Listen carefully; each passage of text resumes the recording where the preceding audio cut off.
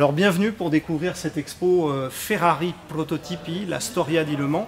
C'était une évidence que de mettre en valeur la marque voulue par Enzo Ferrari au moment où elle revient aux 24 heures du Mans pour se battre dans la catégorie reine, celle des prototypes, donc la victoire au classement général. C'est ça que va viser à nouveau Ferrari et on attendait ça depuis 1973.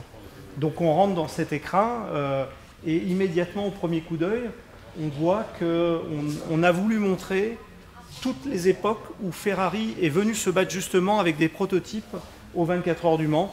Les années 50 avec les générations de voitures de 150 TR, 500 TR.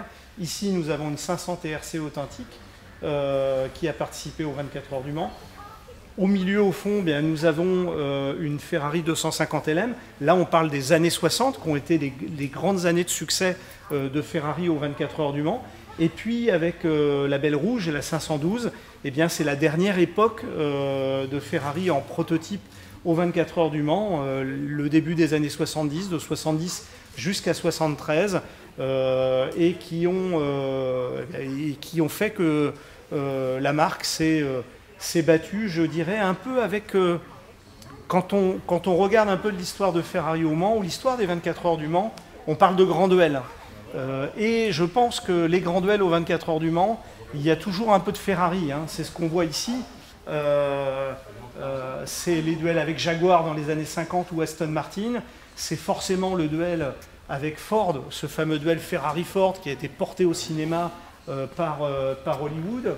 Et puis après, dans les années 70, la fin, je dirais, du chapitre avant le nouveau que la marque veut écrire, eh bien, c'est les duels avec Porsche ou bien encore avec le légendaire constructeur français Matra.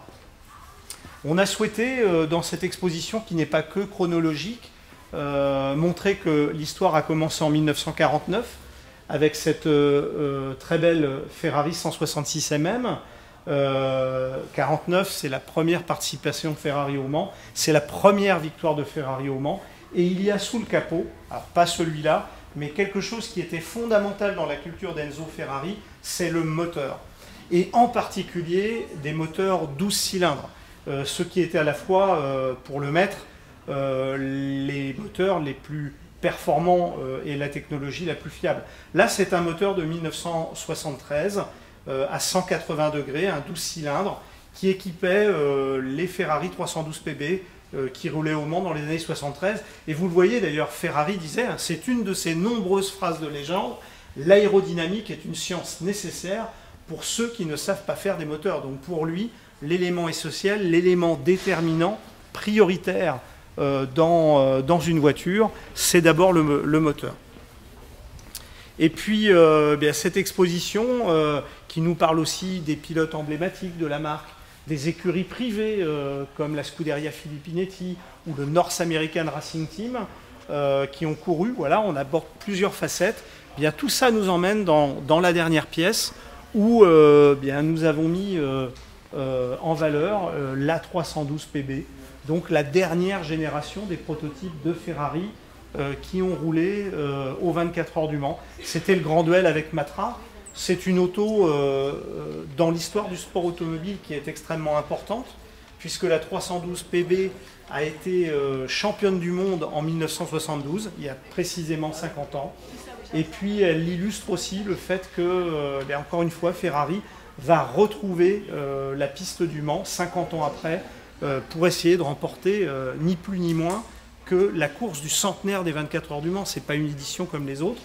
Et cette voiture, elle a d'ailleurs inspiré, c'est ce qu'on a voulu montrer dans la salle, la décoration de la 499P, la 499P, le nouveau prototype de Ferrari, présenté il y a quelques semaines.